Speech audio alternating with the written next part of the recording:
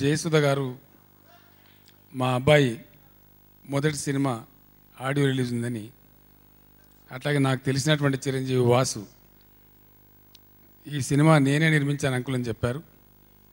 జయసుధ గారి మీద నాకుండే అభిమానం, వాసు పట్ల నాకు ఉండేటువంటి వాత్సల్యంతో ఈ కార్యక్రమానికి నేను రావడం జరిగింది.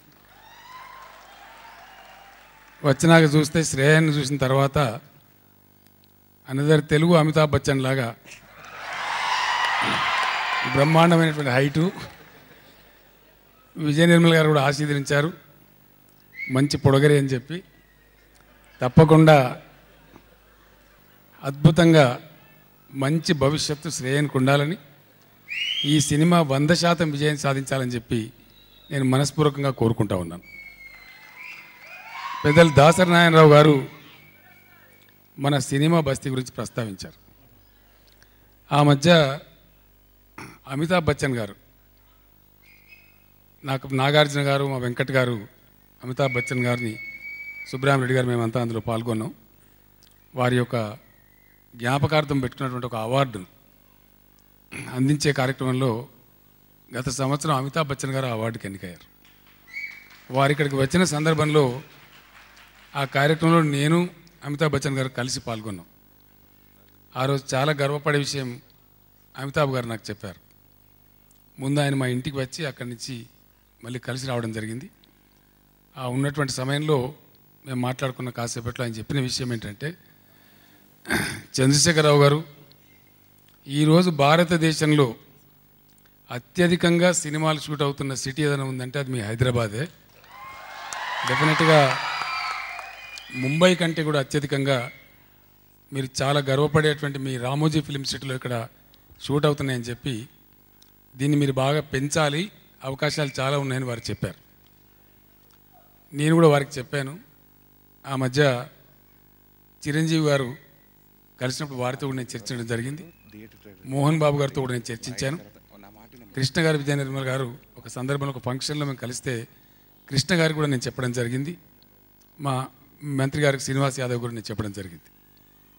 కొత్త రాష్ట్రం, కొత్త సంసారం, సర్దుకోవటాలు, ఎందుకంటే ఒక బేసిస్ లేదు, ప్రాతిపదిక లేదు. ఆల్రెడీ ఉండే రాష్ట్రం అయితే దానికి ఆర్థిక వనరులు ఎంత, మంచి ఎంత, చెడ్డ ఎంత, ఓ లెక్క ఆచారం ఉంటుంది.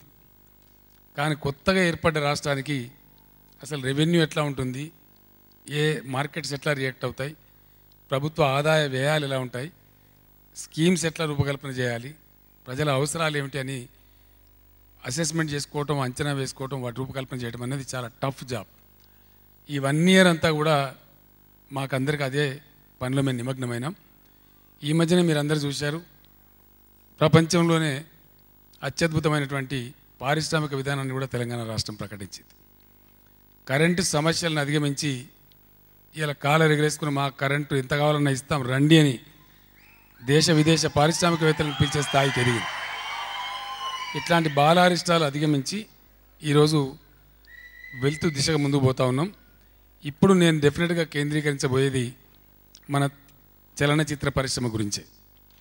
ఒకసారి రాఘవేంద్రరావు గారిని, దాసరి గారిని, సినిమాలో ఉండేటువంటి దిగ్గజాలు అందరినీ పిలిచి చాలా అద్భుతమైన పద్ధతిలో సినిమా రంగాన్ని విస్తరింపజేయడానికి అన్ని చర్యలు తీసుకుంటా అని చెప్పి వీలైనంత త్వరలోనే నేను సమావేశం నిర్వహిస్తా అని చెప్పి సందర్భంగా హామీ ఇస్తూ ఉన్నాను.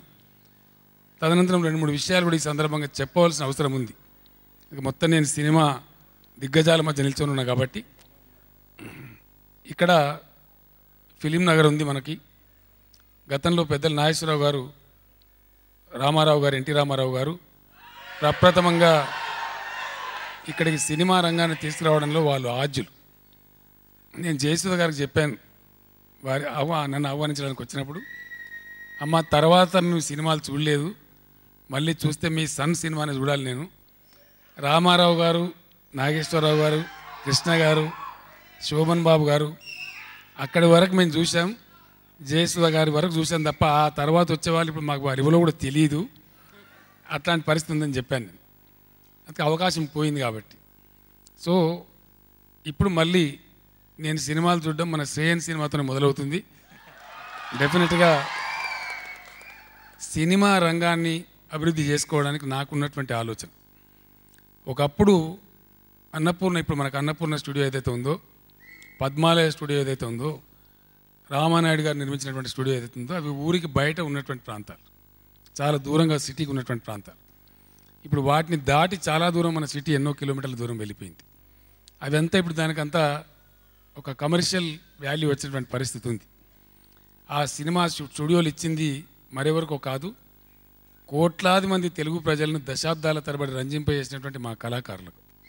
కాబట్టి దాంట్లో కొన్ని చిన్న చిన్న వివాదాలు ఉన్నాయి. నేను కృష్ణ గారికి కూడా చెప్పాను, ఒకసారి మీతో చర్చించిన తర్వాత క్యాబినెట్ సమావేశం ఏర్పాటు చేసి ఫిలిం నగర్కి సంబంధించి మన సినిమా స్టూడియోలకు సంబంధించి డెఫినెట్గా మంచి వెసులుబాటు కల్పించి వాటి కమర్షియల్గా మీరు వాడుకునేటట్టుగా మళ్ళీ ఇతర చోట బ్రహ్మాండమైనటువంటి స్టూడియోలు కట్టుకునే విధంగా తెలంగాణ ప్రభుత్వం మీకు సంపూర్ణమైన సహకారం అందిస్తుంది.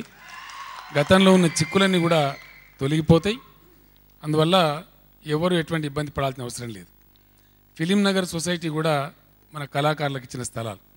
కొన్ని చిన్న చిన్న పొరపాట్లు ఏవో దానిలో దొరికి ఉండవచ్చు, గోరంతలు కొండంతలు చేసి చూపించే ప్రయత్నాలు కూడా జరిగి ఉండవచ్చు. ఏ రాజ్యంలో ఏ దేశంలో కవులు, కళాకారులు, గాయకులు గౌరవింపబడతారో, పూజింపబడతారో అక్కడ సమాజం చాలా సుభిక్షంగా ఉంటుంది, మంచి సందేశం పోతుంది.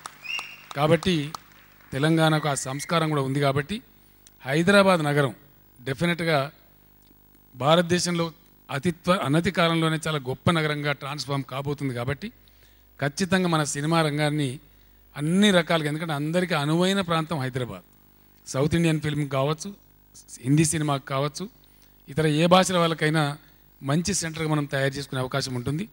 నేను అందరితో కూడా కోరేది ఒకటే, మీరు సూచనలు ఇవ్వండి, సలహాలు ఇవ్వండి.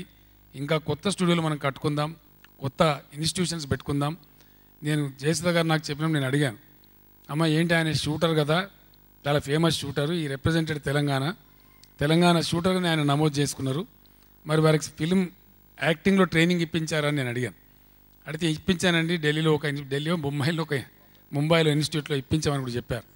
సో ఆ రకంగా మనం ముంబై వెళ్ళే అక్కర్ లేకుండా మనకి ఇంత పెద్ద అద్భుతమైనటువంటి దర్శక రత్నలు, దర్శక కేంద్రులు అంతా మన దగ్గర ఉన్నారు.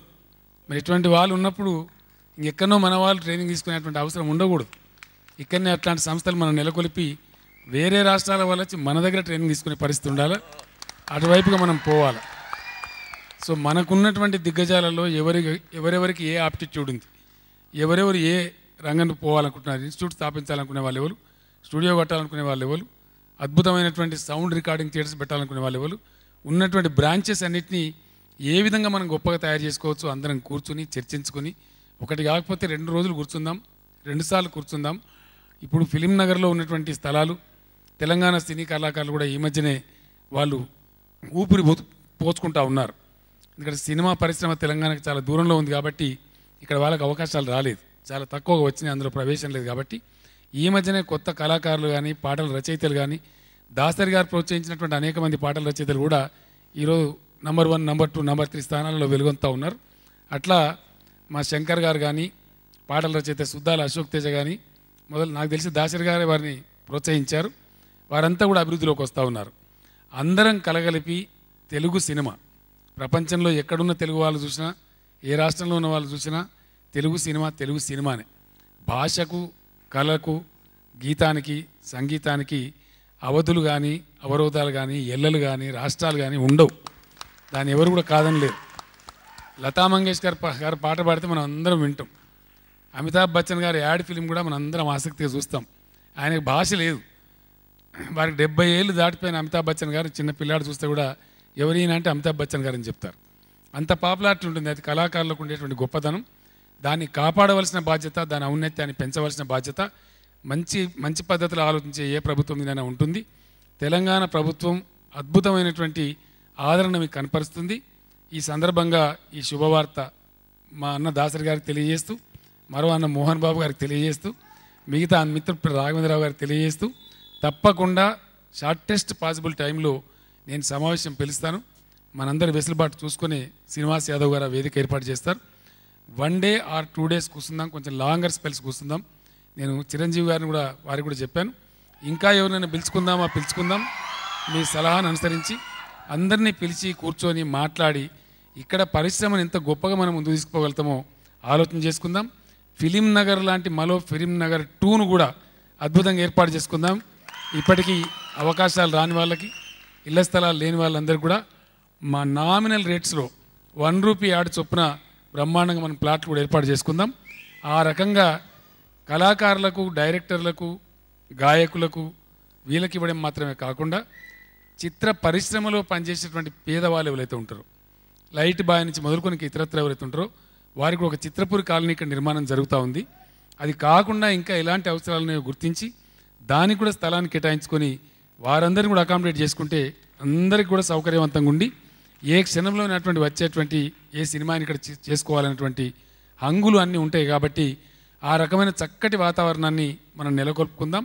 మరొకసారి హృదయపూర్వకంగా చిరంజీవి శ్రేయన్ను మనసారా దీవిస్తూ ఆయన అత్యున్నతమైనటువంటి శిఖరాలకు ఎదిగి గొప్ప నటుడుగా పేరు తెచ్చుకోవాలని చెప్పి మనసారా కోరుకుంటూ దీవిస్తూ నేను విరమిస్తాను. ధన్యవాదాలు. Thank you so much KCR గారు. నాకు సినిమా పరిశ్రమలో నాకు నిజమైన చెల్లెలు తను బిడ్డను ఈ రోజున సినిమా పరిశ్రమకు పరిచయం చేస్తుంది. మా బిడ్డల్లాగానే తను కూడా గొప్ప నటుడు అవ్వాలని, మంచి నిర్మాత అవ్వాలని కోరుకుంటూ సెలవు తీసుకుంటాను. Thank you very much.